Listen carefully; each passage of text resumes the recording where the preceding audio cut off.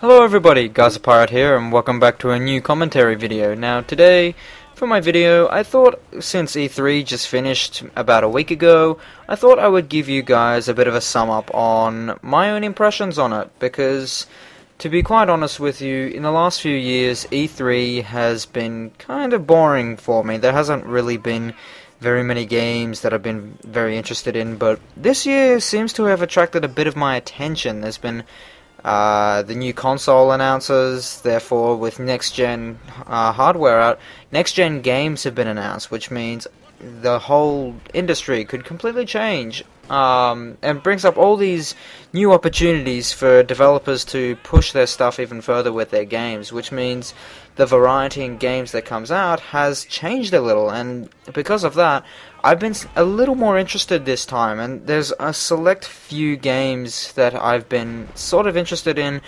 They're not necessarily groundbreaking or completely different from what's already out today, but I'm not personally complaining about that. I'm the kind of person who believes that if something isn't broken, why fix it? And that I like things to stay a way that works. So I've got a bit of a list here of games that I thought I might look forward to, because as you guys know, I don't tend to look forward to games until they're out. I don't like to get hyped up and excited about something and then get disappointed by it, which happens quite often. You'd be surprised. But the first game on my list is Metal Gear Solid 5, Metal Gear Solid The Phantom Pain, or whatever you guys want to call it. It's got a few different names. And the main reason for this is the Metal Gear Solid series is a favorite of mine. I've grown up loving it. The first game always is going to have a very special place to me, because I grew up with him. I used to watch my cousin play it several years ago when I was, hardly able to walk. And when I got around to playing it myself and playing the series myself, I absolutely loved it. And now that they're bringing it to a open world kind of environment, I'm interested to see what they do with it, because they've always been able to push things further. I'm just hoping that the amount of cutscenes that are in the game are cut down a little bit, so there's more emphasis on gameplay and less on being a movie, I suppose. The next game is Titanfall. Now, this game's very interesting. I watched the demo for it for the multiplayer, and just seeing the characters, the way they moved, just really made it interesting. Compared to the stock standard multiplayer shooters that are around now, it's going to really change things. And those mechs, I know they said in the demo don't use the word mechs, but that's the best word I can think of. I really can't wait to see where this goes, and since it's available on PC, I'm looking forward to it. The next is Final Fantasy 15. Now, I'm a huge Final Fantasy fan. That being said, I haven't had a lot of faith in this series since the company changed from Squaresoft to Square Enix. So, that doesn't mean I'm not willing to have an open mind. I'm willing to see what they're going to do, because since this is the first game they've done in a few years that isn't an MMO, I'm going to have a bit of an open mind to it. Apparently it's set in the same universe as Final Fantasy 13, which is a little weird for them to do that, but I am looking forward to see how they do that.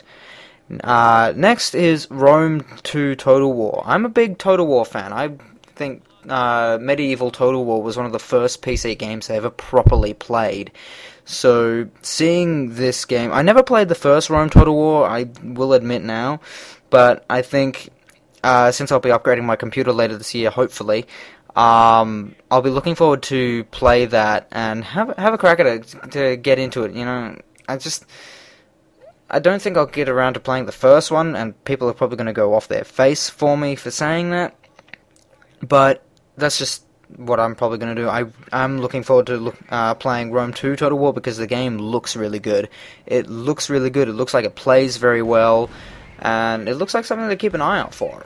The next game is Star Wars Battlefront, for obvious reasons.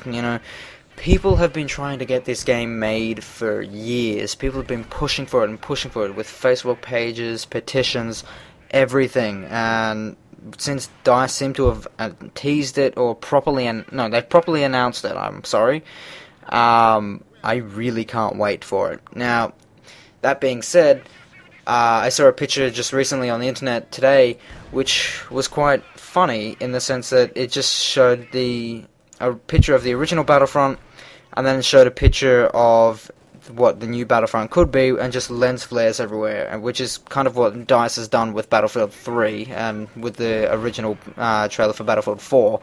Lens flares everywhere, and we're hoping that isn't going to be the case, or at least I'm not, because, you know, you don't need that. You know, it's nice to have that kind of stuff, but it's not necessarily needed.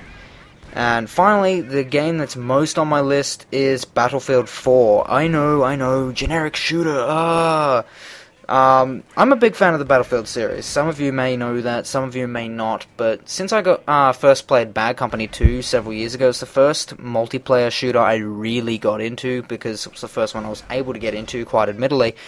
I watched the single-player reveal trailer several, I think that was about 2 months ago that came out now.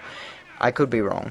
And thinking, this is really boring, you know, it's the same kind of stuff that we've all seen before. It doesn't look much different from Battlefield 3. Yay, this is going to be boring, I'm not interested at all. Then I watched the multiplayer trailer just recently with E3, and my opinion was completely changed, which, as I was expecting, because Battlefield isn't necessarily known for its single player. Everyone knows that Battlefield is known for its multiplayer, and just wow is all I can say. Wow. I'll need to upgrade my computer to have any hope of running it, naturally, but I can't wait for this. I really cannot wait. I was discussing with a friend a couple weeks ago how it seems that what they've done is tested out all these different components with the expansion packs with Battlefield 3, and with Battlefield 4 they've brought all those components in and put them together into their maps. For example, the high-rise buildings from close quarters with the destructibility of the other maps. And as anyone who's seen that video, the trailer, will know, just seeing that building come down is the kind of destruction I personally have been wanting in Battlefield 3 but never got. And seeing it like that, and I think that was one highlight, but the other highlight was seeing the player take down the support underneath a tank, and the tank coming through the ceiling of the car park. I really like that. I really like that little detail. So I'm really looking forward to seeing stuff. I hope it's not some scripted event that they do for these trailers, which companies do all the bloody time. I'm really hoping they go to the effort to put this into a lot of their maps, so fingers crossed for that. So now that I'm done, I want you guys to tell me in the comments below what game attracted your attention the most with E3. Could it have been any that I've listed? Is there any that I missed that you feel I should check out? What do you think? I'm not going to get into the console stuff because everyone knows that all that is a case of PS4 versus Xbox One and people going on about how much the Xbox sucks, but that's not my opinion. I prefer to stay on my PC. You guys are free to like your consoles. I personally don't mind. I like my PC. And that's why I'm trying to focus on PC games, even though some of the games I've listed are not necessarily on PC. But those are the games I'm looking forward to. Tell me what you guys are looking forward to, and I will see you in my next video. Gyzerpirate out. Bye.